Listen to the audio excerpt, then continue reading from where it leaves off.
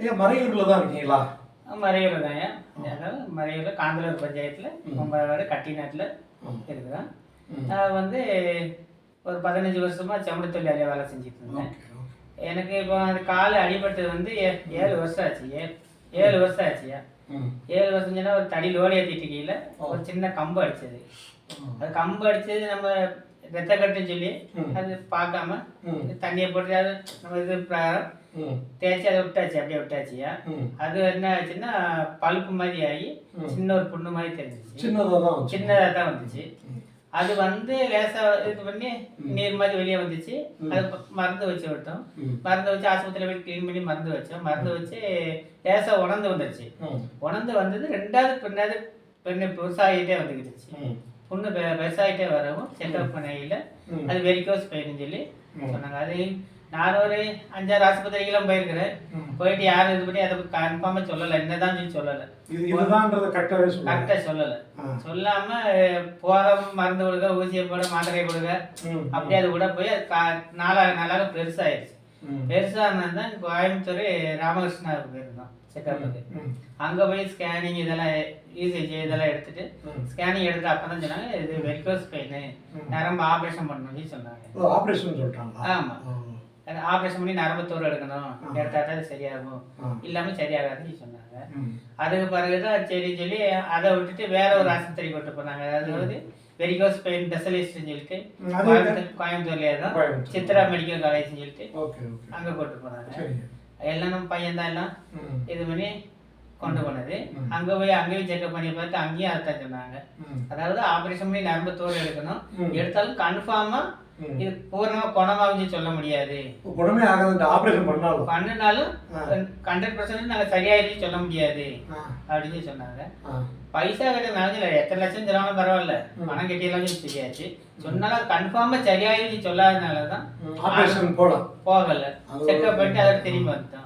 திரும்பி வந்த பிறகுதான் இந்த மாதிரி மறையூர்ல அக்குபஞ்சர்குள்ள இது இருக்குன்னு சொல்லி சொல்ல பிறகுதான் இங்க வந்தோம். இங்க வரையிலே 2 வருஷம் தூக்கிட்டு தான் வந்தாங்க. ஆமா, நீங்க வரும்போது ஜீப்ல தானே? ஆமா, தம்பி கால் நடக்க மாட்டாப்புல கொண்டு வந்து சேர்த்தாங்க. இங்க வந்த பிறகு ட்ரீட்மெண்ட்ல சார் சொன்ன மாதிரி இப்ப நல்ல முறையில இப்ப நடக்க வைக்க வேலை செய்ய பழைய மாதிரி மூட சமைக்கிற அளவுக்கு இம்ப்ரூவ்மெண்ட் ஆகிருக்குது. சரிங்க சரிங்க. இது நீங்க ட்ரிங்க்ஸ் பழக்கம் உண்டா? இல்லையா, கிடையாது. ட்ரிங்க்ஸ் ஸ்மோக்கிங் எதுவுமே கிடையாது. கிடையாது, எதுவுமே கிடையாது. சாப்பாடுலாம் வீட்டு சாப்பாடு தான். வீட்டு சாப்பாடு அவங்க இப்படி இருக்கிறதுக்கே இந்த மாதிரி இல்லை. என்னன்னாயா, இப்போ நீங்கள் இவ்வளோ இடத்துக்கு போயிருக்கீங்க, நிறைய இடத்துல நிறைய செலவு பண்ணியிருக்கீங்க, சிகிச்சை சொன்னதெல்லாம் கரெக்டாக தான். ஏன்னா என்கிட்ட வரும்போதே தெரியுது. அப்போ எந்த அளவுக்கு நீங்கள் வந்து ரொம்ப அவ்வளோ கரெக்டாக ஒவ்வொரு மாதமும் அந்த மருந்து இது பண்ணுறது, சிகிச்சை பார்க்குறது எல்லாமே ரொம்ப கரெக்டாக பண்ணிக்கிருந்தீங்க. அங்கேயும் அதே தானே மருந்தெல்லாம் சாப்பிட்டு தானே கரெக்டாக தானே இருந்தீங்க. இம்ப்ரூவ்மெண்ட் கொஞ்சம் கூட இல்லையா? ஆகலை இல்லையா. அதாவது ஒரு நாளைக்கு ஒரு நாள் அது கூடுதல் வச்சு குறைஞ்ச பாடு இல்லை. அப்போ டாக்டர் சொல்லுங்க. அதாவது இப்போ முக்கியம் மறையில 2 ஆஸ்பத்திரிக்கெல்லாம் போயிருக்கேன். டெய்லி போய் டெஸ்டிங் பண்ண போகணும். டெய்லி டெஸ்டிங் பண்ணுவோம். டெய்லி டெஸ்டிங் பண்ணி ஊசி போறப்ப டெய்லி 2 ஊசி போடுவாங்க, மாத்திரை கொடுப்பாங்க. டெய்லி 3 நேரம் மாத்திரை சாப்பிடணும். டெய்லி 2 இன்ஜெக்ஷனு, டெய்லி ஊசி. டெய்லி பார்த்தா 600-700 ரூபா டெய்லி ஃபீஸ் போகும். காசு போனாலும் பரவாயில்ல, அது குணமான பாடு இல்லை. டெய்லி டெஸ்டிங் பண்ணி அதே ஒரு வழி ஆயிடுச்சு. நியாயமா காசு செலவான பிறகுதான் கோயம்புத்தூருக்கு போனேன். இங்க பார்த்து ராமகிருஷ்ணாவா? ராமகிருஷ்ணா. இப்போ அவங்க இப்போ கடைசியாக தான் என்ன சொன்னாங்க, ஆப்ரேஷன் இல்லாமல் வரதும் பார்க்க முடியாது. ஆப்ரேஷன் எல்லாம் பண்ண முடியாது. கண்டிப்பா ஆப்ரேஷன் பண்ணியே ஆகணும். பண்ணி அந்த நரம்பு தோல் எடுக்கணும் அப்படின்னாங்க. சப்போஸ் அந்த நரம்பு வந்து ஃபர்ஸ்ட்ல ஒரு காலில் தான் இருந்தது, ரெண்டாவது காலிலேயே வந்துருச்சு. இந்த கால் ஆப்ரேஷன் பண்ணி சரியாகல, இந்த கால ஆப்ரேஷன் பண்ண வேண்டியது அப்படின்னு சொல்லி தான் ஆப்ரேஷன் பண்ணதுக்கு நாங்கள் தயங்கி நின்னது. இல்லை ஆப்ரேஷன் பண்ணா கன்ஃபார்மா சுகமாயிரும், ஒரு பிரச்சனையும் வராதுன்னு சொல்லியிருந்தாங்கன்னா ஆப்ரேஷனுக்கு நாங்கள் தயாராகிருப்போம். அந்த ஆபரேஷன் கன்ஃபார்ம் கூட சொல்ல முடியாது, கேரண்டி இல்லன்றாங்க. கேரண்டி இல்லன்னு சொன்னதுனாலதான் அது பிரயோஜனம் இல்லையா. பின்ன லட்சங்கள் செலவழிச்சிட்டு காரியம் இல்லை. லட்சங்கள் செலவழிச்சா கால் குணமாகுச்சுன்னா செலவழிக்கலாம், குணமாகாம செலவழிச்சு என்ன செய்யறது? அதனாலதான் அது இது பண்ணிட்டோம்யா.